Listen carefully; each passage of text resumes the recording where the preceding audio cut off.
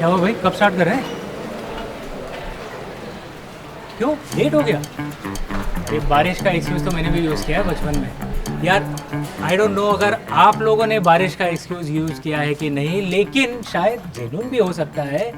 I'm sure all of you must have seen the results of the severe rainfall in Delhi recently, right? Causing massive damage to the Delhi airport and several buildings in the city. But just a few weeks earlier, the Delhi government was in a dispute with Haryana over water supply.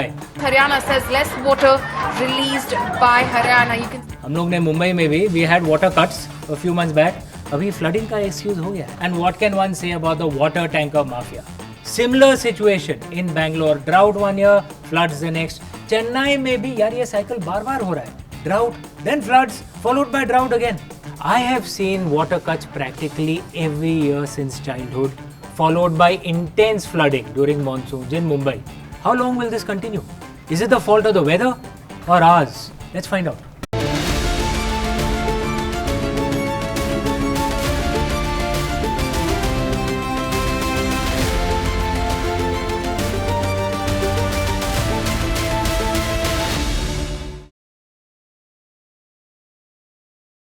Monsoon को समझने के लिए सबसे पहले हमें monsoon से अपना संबंध समझना होगा।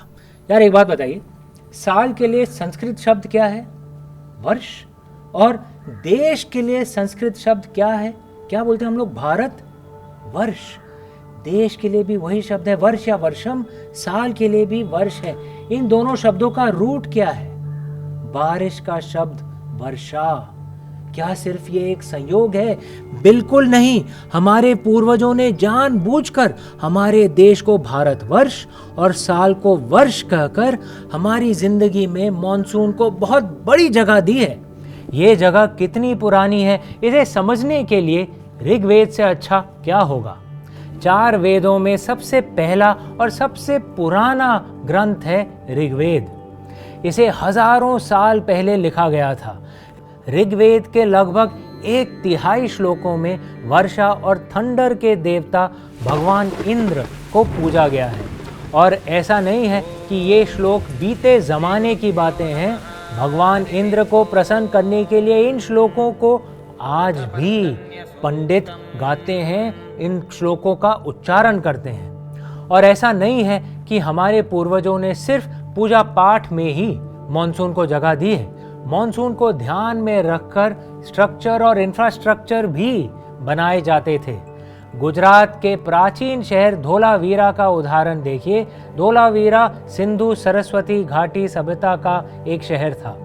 वहाँ पर दुनिया का सबसे अच्छा रेन वाटर हार्वेस्टिंग सिस्टम था।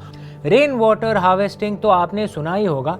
ये एक ऐसा अरेंजमेंट होता है जिससे बारिश की पानी को बचाकर रखा जा सकता है ताकि गर्मी के दिनों में उसे यूज कर सकें।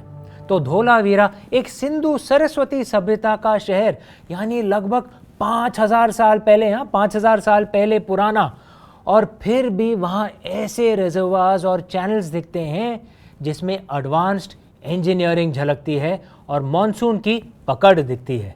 इसके बाद हम आते हैं मध्यकाल में। यहाँ हमें राजा भोज जैसे शासक दिखते हैं जिन्होंने बड़ी बड़ी झीलें बनवाई ताकि पानी की कभी कमी ना हो। कुछ झीलें, कुछ तालाब तो आज तक हैं, जैसे भोपाल झील। आप सब जानते ही होंगे, वो सुंदर शहर भोपाल राजा भोज के नाम पर आधारित एक शहर है। इसी तरह चोल वंश के शासक राजेंद्र चोला और कई और चोला राजाओं ने टैंक्स और नहरों का ऐसा नेटवर्क, ऐसा जाल बनाया था जो बारिश की हर बूंद का उपयोग कर सकता था। और हाँ, इनमें से कई नहर भी आज तक चल रही हैं। हमारे आज के इंजीनियर्स, आज की प्रणाली ऐसे कनाल्स नहीं बना सकती जो 1000 साल तक चलती रहे, और चोल वंश, हमारे पूर्वजों ने ऐसी नहरें बनाई थी। लेकिन जब हम इस स्थिति में आ ही गए हैं तो हमें सोचना होगा ऐसा क्यों हुआ। इसका एक कारण है विदेशी आक्रमण, जिनकी वजह से हम हमारे पूर्वजों की कई परंपराओं और तौर तरीकों को बनाकर नहीं रख पाए। और तो और इन आक्रमणों में हमारी कई वाटर बॉडीज और मंदिरों के कनाल सिस्टम्स भी नष्ट हो गए। भोपाल के कई झील बाय द वे इन आक्रमणों में भी नष्ट हो गए।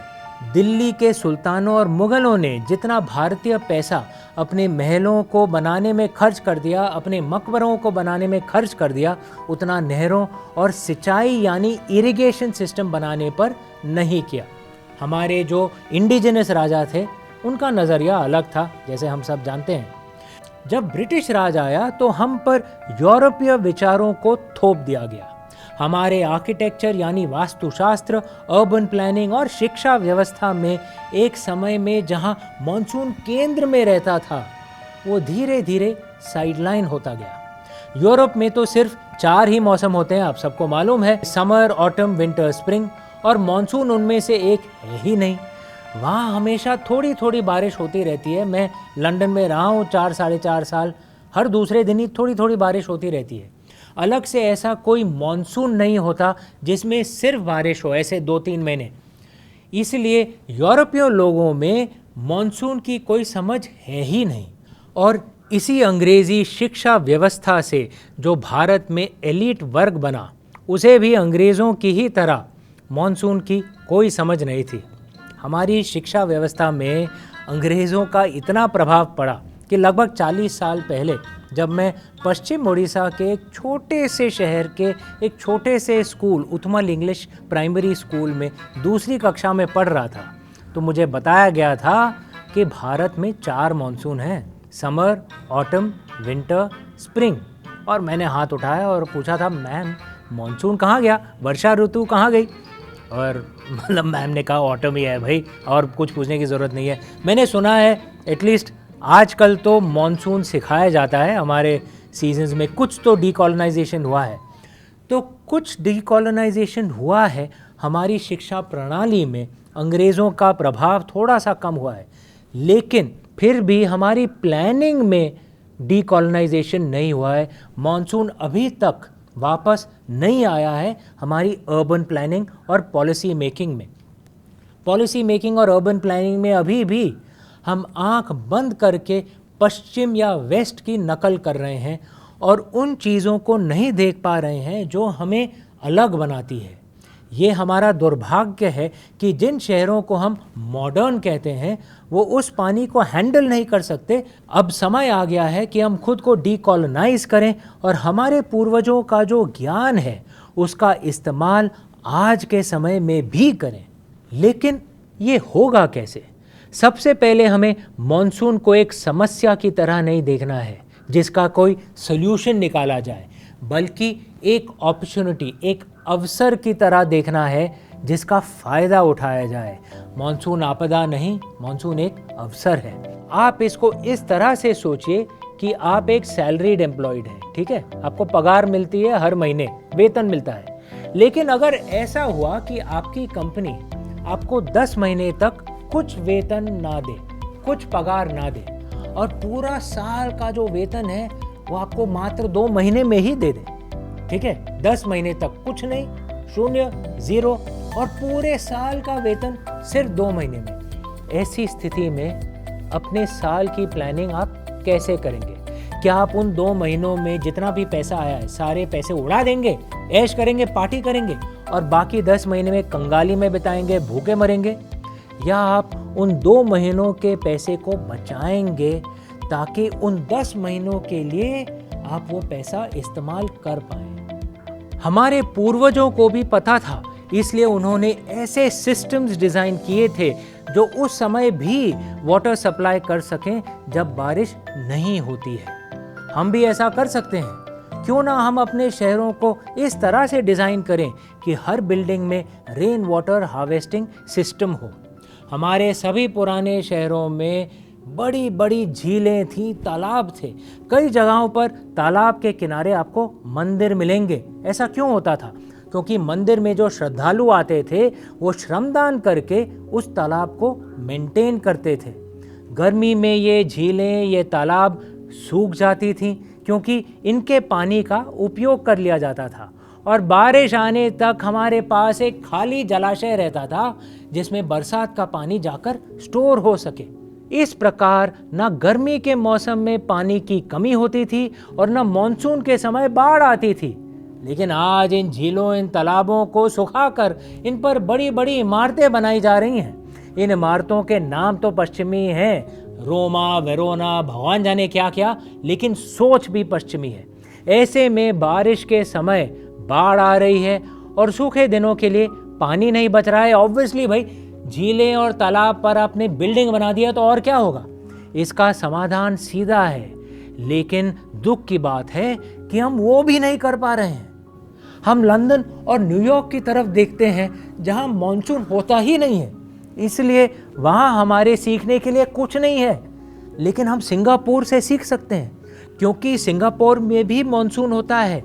Monsoon basically south Asia, Indian सब कॉन्टिनेंट, साउथ ईस्ट एशिया और चीन के कुछ भागों में होता है। सिंगापुर में मॉनसून होता है और सिंगापुर में वाटर मैनेजमेंट की व्यवस्था बहुत अच्छी है। इस व्यवस्था के बारे में बताकर मैं आपको बोर नहीं करूंगा, लेकिन अगर आपको इंटरेस्ट है तो डिस्क्रिप्शन में एक आर्टिकल का लिंक है, आप ज़रूर पढ़ें। उनमें से एक आर्टिकल वैसे मेरा भी है, मैंने कुछ सालों पहले लिखा था। मॉनसून और अर्बन प्लानिंग का सीधा संबंध तो आपको समझ आ गया होगा, लेकिन अगर मैं कहूँ कि हमारी इकोनॉमी, अर्थव्यवस्था में भी इसका गहरा संबंध होना चाहिए, तो संबंध तो है, क्योंकि खेती मॉनसून से जुड़ी हुई है और हमारे देश की अर्थव्यवस्था में खेती की बहुत बड़ी भूमिका है। इसके बावजूद भी हमारी फाइनेंशियल सिस्टम में मॉनसून के लिए कोई जगह नहीं है। इनफैक्ट चलिए, बहुत कम जगह है, जितनी होनी चाहिए उतनी है नहीं। हमारा बजट फरवरी मार्च में आता है। क्यों? क्योंकि हमारा फाइनेंशियल ईयर अप्रैल से स्टार्ट होता है। आप अंदाज़ा लगा चुके होंगे ऐसा हम क्यों करते हैं, क्योंकि ससुरे अंग्रेज़ भी वही करते थे, अब वो करते आ रहे थे तो हम भी वही कर रहे हैं 75-80 सालों से। अगर हम बजट फरवरी मार्च में करें तो उससे काफ़ी पहले पिछले साल का मॉनसून तो जा चुका है, और जब तक बजट का पैसा जिला स्तर तक पहुंचता है, भाई सब खर्चे तो जिले पे होते हैं, जब तक बजट का पैसा जिला स्तर पर पहुंचता है तब तक नया मॉनसून आ चुका है। ऐसे में प्लानिंग के लिए समय ही नहीं बचता और फिर आगे बढ़ना वैसे ही होता है जैसे आप रियर व्यू मिरर में देखकर गाड़ी चला रहे हो। पता नहीं आप लोगों में गाड़ी चलाते कितने लोग हैं, लेकिन रियर व्यू मिरर देख के गाड़ी थोड़ी चलाया जाता है। इसीलिए 1984 में एल.के. झा कमेटी ने सुझाव दिया था कि हमारे वित्तीय वर्ष यानी फाइनेंशियल ईयर अप्रैल के बजाय जनवरी में शुरू होना चाहिए। यदि हम जनवरी में शुरू करेंगे तो पिछले मॉनसून का पूरा हिसाब हमारे पास होगा और आने वाले मॉनसून के लिए प्लान करने का समय भी रहेगा। 2016 में पूर्व चीफ इकोनॉमिक एडवाइजर शंकर आचार्य ने भी ये सुझाव दिया और नीति आयोग ने भी उसका समर्थन किया था। हालांकि अभी तक इस सुझाव को स्वीकारा नहीं गया है, दुख की बात है। भले ही भारत की शासन व्यवस्था में मॉनसून को वो जगह नहीं मिली जो उसे मिलनी चाहिए, लेकिन भारत की कला, संस्कृति और त्योहारों में मॉनसून का पूरा दबदबा है। हिंदी फिल्मों में सावन का महीना पवन करे शोर, अरे बाबा शोर नहीं, सोर सोर सोर, सॉरी सावन का महीना पवन करे शोर, ठीक गाया ना मैंने। उस गाने से लेकर A.R. रहमान का बरसोरे मेघा मेघा,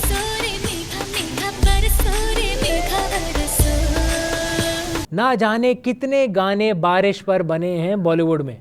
मौसम भीगा भीगा डम डम डिगा डिगा डम झुम गिरे सावन सुलग सुलग जाए मन दुल्हन को डाली डाली पहनेगी फूलों के कंगन सुख अब बरसेगा आंगन। राजस्थान के फोक संगीत में भी मॉनसून की बात है।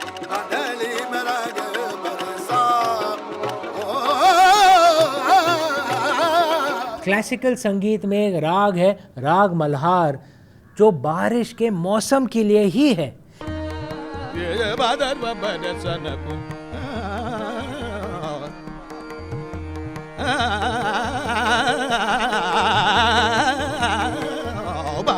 इससे मॉनसून से होने वाली खुशी को व्यक्त किया जाता है।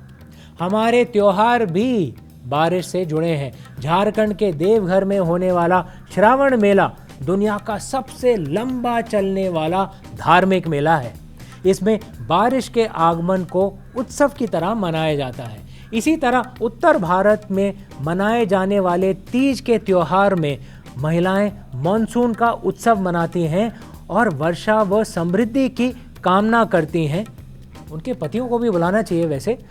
महाराष्ट्र से उत्तर भारत तक में कांवड़ यात्रा सड़कों को एक आध्यात्मिक रास्ता बना देते हैं। आप सब जानते होंगे कांवड़ यात्री शिव भक्त होते हैं मेरी तरह। केरला में ओणम मनाया जाता है जिसमें राजा महाबली का स्वागत किया जाता है और बारिश से होने वाली फसल का उत्सव मनाया जाता है। देश भर में होने वाले मॉनसून सेलिब्रेशंस की लिस्ट काफ़ी लंबी है, सूची तो चलती जाएगी। मॉनसून सिर्फ एक मौसम नहीं है, ये भारतीय जीवन का एक अंग है जो प्रेम से प्रार्थना तक सबको प्रभावित करता है। साहित्य में भी इसका स्थान है। महाकवि कालिदास के मेघदूत में मॉनसून के बादल को दो प्रेमियों के बीच एक मैसेंजर यानी संदेशवाहक के रूप में दिखाया गया है। भाई कितनी अलग सोच है कालिदास जी, क्या बताएं उनके बारे में। अगर कला के क्षेत्र में देखें तो महाराष्ट्र की वारली पेंटिंग से लेकर राजस्थान के उदयपुर तक और जोधपुर, बीकानेर और बूंदी के मिनिएचर आर्ट में राधा और कृष्ण को मॉनसून का आनंद लेते हुए देखा जा सकता है। और बारिश के साथ हम चाय पकौड़े को कैसे भूल सकते हैं, ये सोचकर ही मन खुश हो गया है ना। लेकिन चाय पकौड़े अगर आप खा रहे हैं तो उसके साथ एक अच्छी पुस्तक भी पढ़िए, इमॉर्टल इंडिया। ये हिंदी का एक अनुवाद भी है, ये देखिए हिंदी में भी है, पढ़ें ज़रूर। चाय पकौड़े के साथ अच्छी पुस्तक, मज़ा बहुत अच्छा आता है। लेकिन भले ही मॉनसून हमारे संस्कृति और पहचान का अभिन्न हिस्सा है, हमें ये मानना पड़ेगा कि हमारे पॉलिसीज़ और अर्बन प्लानिंग में मॉनसून या वर्षा ऋतु को वो जगह नहीं मिली है। हर साल सूखा और बाढ़ जैसी समस्या से बचने के लिए हमें मॉनसून मैनेजमेंट पर काम करना ही होगा। ये सिर्फ सरकार का काम नहीं है बल्कि हम सब का है, हमारा भी है। कुछ काम हम करें और कुछ दबाव बनाए नेताओं पर ताकि वो भी इसके लिए कोशिश करें। हमारे पूर्वज बताकर गए हैं कि हमें क्या करना है, हमें बस उसे अपनाना है और आज के समय में, आज के आधुनिक समय के हिसाब से उसे ढालना है। हमारे पॉलिसी मेकर्स को समझना होगा कि हम भारत में रहते हैं, यूरोप में नहीं। हम जितने भी जतन कर लें हमारी स्किन यही रंग की रहेगी। हमें भारतीय मौसम के हिसाब से चलना होगा, ना कि ये सोचकर बैठना है कि मौसम हमारे हिसाब से चलेगा। हम माँ प्रकृति के हिसाब से चलेंगे, माँ प्रकृति हमारे हिसाब से नहीं चलेगी। और अगर आपके मन में कुछ सुझाव हो, कुछ आइडियाज़ हो जो हम मॉनसून में लागू कर पाएँ तो नीचे कमेंट छोड़िए। This podcast is supported by the Dilip Piramal Foundation. The Dilip Piramal Foundation is an initiative by renowned industrialist Dilip Piramal to support dharmic causes across India and the world. In this aim, the foundation has supported art galleries, documentaries, dharamshalas, education, and many other such initiatives.